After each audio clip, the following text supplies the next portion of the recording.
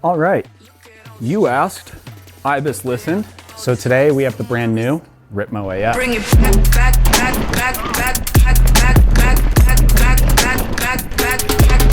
bring it, keep it back. Look at all this shoulders, bring it. Okay, so this takes the well-loved Ripmo platform and brings it to a budget-friendly aluminum frame without losing the do-it-all ride quality that made the carbon Ripmo a fan favorite. So if you're looking for a trail bike under $4,000, this should be on your short list. I've been riding this on my local trails for most of the summer, so today we're going to jump into how it climbs, descends, and how it stacks up against the competition. Stick around to see if it's the right bike for you. All right, so here's what you need to know about the new Ripmo AF. This is Ibis's aluminum take on their do-it-all 29er trail bike. It's built around 150 millimeters of rear travel and a 160 mil fork. It's got that same 64.5 degree head tube angle and a 77 to a 77.5 degree seat tube angle, depending on the size. It's available as a full 29er on extra medium through extra large frames, and small through medium, it comes stock as an MX. There is a flip chip, so you can go back and forth between either configuration, depending on your preference. It runs the same V5 DW Link suspension kinematics as the carbon Ripmo, and the geometry is nearly identical. So while it's a more affordable build, you're not getting a watered down version of the bike. It still has a lot of the same features that the carbon one offers, including internal frame storage, which is pretty rare on an aluminum bike. So now let's get to the fun part. Let's go ride this thing. Climbing on the Ripmo AF is stable, comfortable, and surprisingly capable on technical terrain. It's not ultra quick, and it's definitely not light, but it gets up anything without too much drama. Traction is the standout feature here. The DW Link stays active and glued without feeling too soft, and it doesn't wallow under power. On rough or loose climbs, that rear end tracks really well, and it keeps you moving forward without too much fuss. It's one of those bikes where you can just stay seated, even when the trail gets steeper than normal, just because that rear wheel sticks. You can just keep spinning, and you'll probably make it up what you're trying to climb. The geometry also helps. That seat tube angle is very steep, and it keeps your hips forward right over the bottom bracket. And I didn't have any front wheel wander even on those steeper pitches. Front wheel's not trying to lift, you're not trying to wheelie the whole time. The size specific chainstays probably contribute a little bit here, although they aren't super long. They're kind of in the shorter to more conservative side of things. There are some downsides. The bike carries its weight like an aluminum trail bike, and yeah, it's because that's exactly what it is. On the smoother climbs or rolling single track, it just doesn't feel very fast. There's not a lot of urgency when you get on the gas. And compared to lighter bikes or lighter carbon bikes, you're definitely working just a little bit harder on this one. It's not inefficient, it just takes its sweet time. And all of this is coming from me, a known anti-weight weenie guy. I think weight is blown way out of proportion in the bike world, but on this bike it is definitely noticeable. If your climbs are mostly smooth, fast, flowy, there are probably some livelier options out there for you. But if your trails get steep, if they get technical, or you ride just a big mix of terrain, the Ripmo AF delivers a very calm, collected ride that doesn't ask too much of you other than having some patience. Now let's do the downhill, and we're going to start with downhill capability. The Ripmo AF feels confident and composed on the way down. The geometry puts you in a comfortable, centered position, and it makes it easy to trust the bike, even when it gets steep. It's not overly slack or stretched out though, so it hits that sweet spot where the bike stays calm at speed and on the steeps, but it doesn't feel like a handful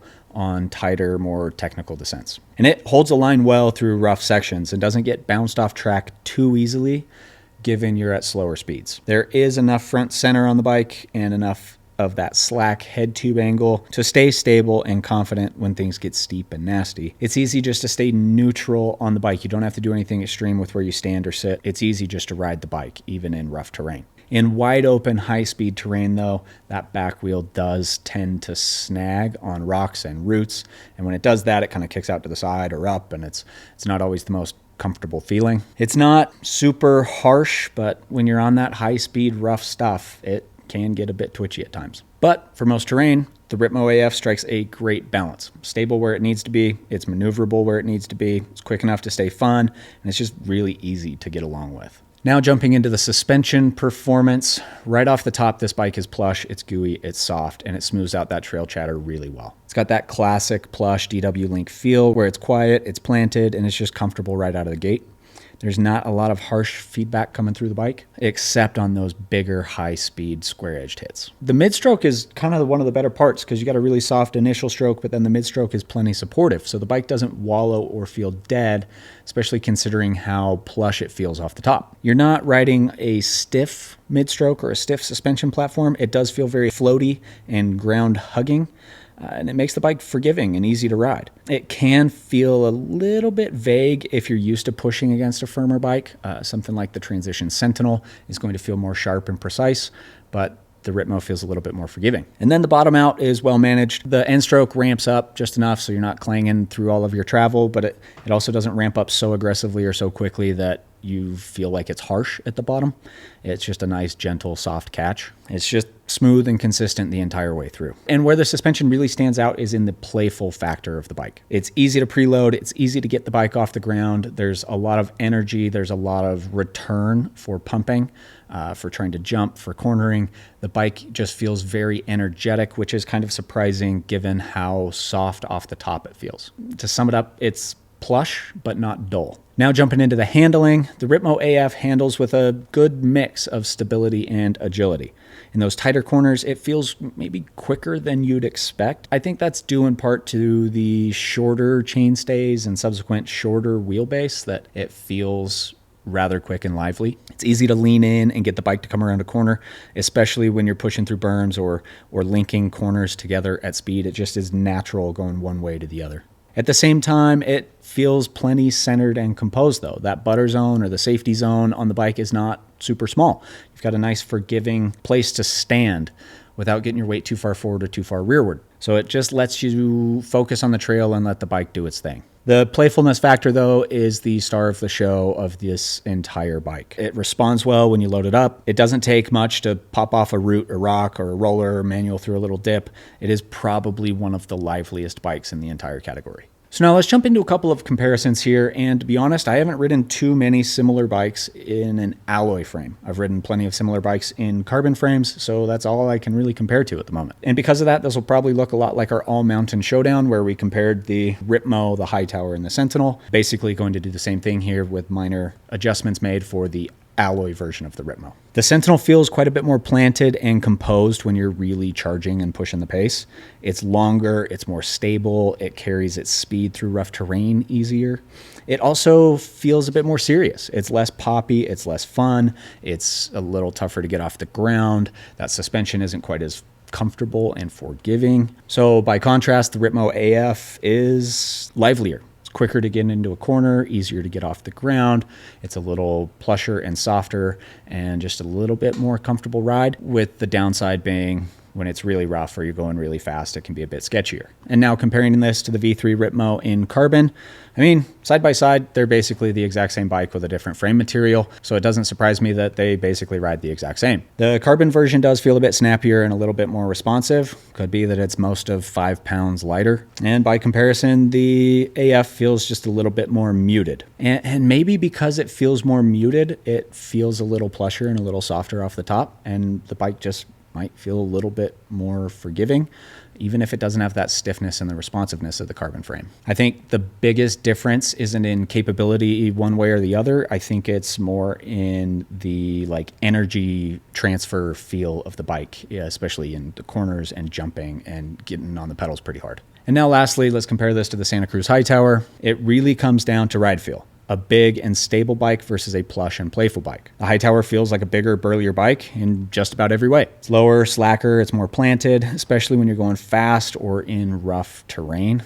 It rides like a short travel enduro bike. The mid-stroke is firmer, the whole bike just feels more serious and more hard charging. The Ripmo AF by comparison is softer, it's lighter on its feet, and it's a little bit more playful. It's easier to get off the ground, easier to move around, doesn't take as much rider input. But again, the downside or the trade-off is in the overall capability, especially when you're going fast in rough terrain. So if you're looking for the bike that just plows harder and carries more speed, Hightower's the one. If you're looking for the more fun, playful, versatile bike, Ripmo AF is the bike. So what would I change about the Ripmo AF? Honestly, there's a lot to like about this bike. It's cheap-ish. It does all the things you want it to. It's a very high performance bicycle. There are a couple of parts that I would swap out, namely that dropper post. I may have gotten a lemon, but this one just basically doesn't work. I either have to pull it up with my other hand or I have to bounce off the seat to kind of break it free so it'll return. It could be dirty, could need some service or some maintenance, but brand new out of the box, it just basically hasn't worked. Next up, the cockpit. Ibis makes their own handlebars, and I personally don't care for the sweep. It just feels kind of weird, almost like they're downturned. So if this was my bike, first thing I'd do is I'd put my own handlebars on there. And then lastly, the tires. XO Plus arguably is a little bit lightweight in the casing for a bike this capable and this burly. Everything else on the bike's very durable and strong. And then they put some semi-flimsy tires on there. I know the bike's heavy, but for me, it's worth putting some burlier tires on there just to not get flats. All right, now let's run through the scores. Again, 0, benchmark, medium, average, it's right in the middle, +1, +2, or -1, -2, depending on how far above or below average you are. Climbing performance, we get a 0. AF climbs well enough, but it's just not quick. In technical terrain, though, it's really good. There's a lot of traction, there's a lot of control and comfort. Downhill capability, we're gonna go +1. It's got a great balance of stability and playfulness. It holds its line in steep, rough terrain and doesn't really feel too out of place at speed until it gets rough at speed. Suspension quality, we're gonna go +1 here. It's plush, it's easy to ride fast. Off the top sensitivity is excellent. Mid-stroke is very supportive, and there's plenty of end stroke. Handling, also +1 here. It's quick through the corners, it's easy to move around. The short rear end helps it feel pretty lively. It's easy to preload, easy to get off the ground. The only downside is, from a handling perspective, it can get a bit twitchy at high speeds in the rough. Versatility, we're gonna go +2 here. This is one of the Ripmo AF's biggest strengths. First of all, you've got 29 or MX, and then you've also got the ability to Ripley or Ripmo the frame or mix and match based on preference. And then from a ride quality standpoint, it's also just very versatile. Intangibles, we're gonna go +1 here. This is one of the few alloy frames I know of that still has internal frame storage, so it's definitely getting some points for that. And personally, I really like the pink, purple paint job. All right, now let's talk about who the Ripmo AF is for. And I've got 4 groups of riders here. First being the generalist. You want one bike to do everything, big descents, long trails, techie, after-work loops, and you don't want to worry about whether it's too much or not enough.